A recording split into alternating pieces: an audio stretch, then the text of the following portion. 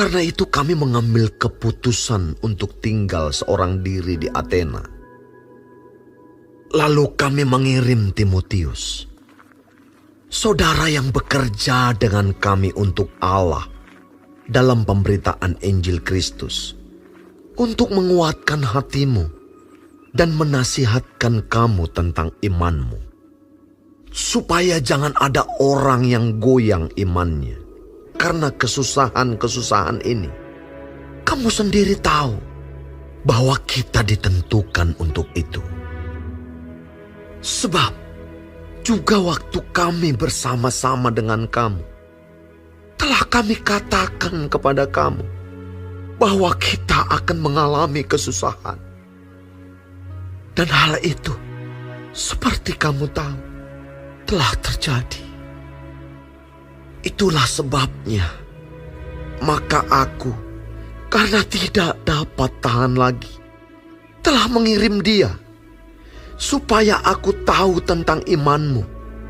Karena aku khawatir kalau kamu telah dicobai oleh si penggoda, dan kalau usaha kami menjadi sia-sia.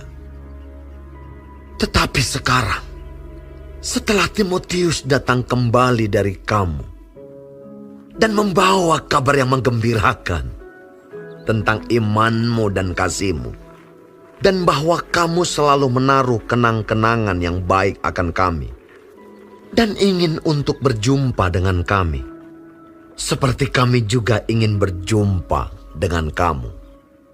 Maka kami juga, saudara-saudara, dalam segala kesesakan dan kesukaran, kami menjadi terhibur oleh kamu dan oleh imanmu. Sekarang kami hidup kembali, asal saja kamu teguh berdiri di dalam Tuhan.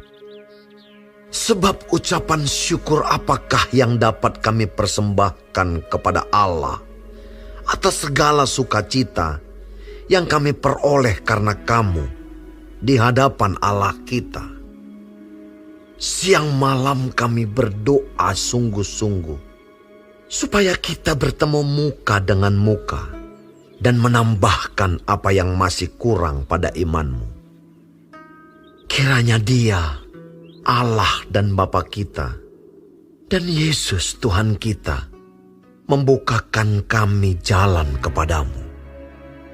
Dan kiranya Tuhan menjadikan kamu bertambah-tambah dan berkelimpahan dalam kasih seorang terhadap yang lain dan terhadap semua orang, sama seperti kami juga mengasihi kamu.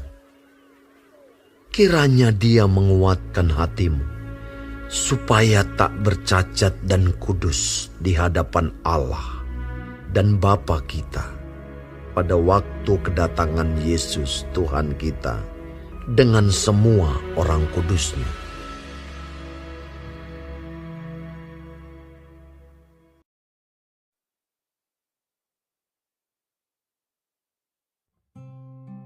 Shalom saudara-saudaraku yang kekasih di dalam Tuhan. Puji Tuhan, haleluya, kalau kita masih diberi kesempatan hidup hari ini dan dapat mempelajari firman Tuhan, kompas kehidupan dari kitab 1 Tesalonika 3 mengenai kabar baik yang dibawa oleh Timotius.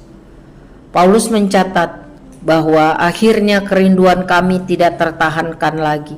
Sebab itu kami berpikir akan baik kalau kami ditinggalkan sendiri saja di Athena dan mengutus Timotius pelayan Tuhan, tim kerja, untuk menguatkan, mendorong jemaat di Tesalonika supaya lebih kuat dalam iman kepada Yesus Kristus, walaupun harus banyak menghadapi kesusahan-kesusahan hidup.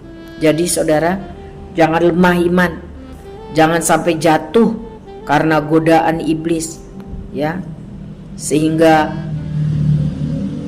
sia-sia iman. Tetapi Paulus mengatakan, puji Tuhan, apa yang mereka kerjakan secara tim penginjilan tidak sia-sia. Jemaat di Tesalonika terbukti bertumbuh dalam iman dan mereka melakukan firman Tuhan. Timotius sudah kembali dari Tesalonika dan membawa kabar gembira itu tentang kekuatan iman dan kasih jemaat Tuhan di Tesalonika. Hal itu dikatakan Paulus terus terang menjadi kekuatan dan sukacita bagi dia pribadi, ya. Walaupun harus mengalami banyak kesesakan dan kesukaran, Paulus merasa kembali bersemangat, merasa hidup kembali semangatnya untuk terus memberitakan Injil karena tidak sia-sia. Ya. Terbukti jemaat Tuhan di Tesalonika teguh di dalam Kristus. Ya. Paulus jadi semangat lagi. Ya. Secara manusia tentu dia merasa lelah, didera, dicambuk, diusir, difitnah, dipenjara, dan sebagainya.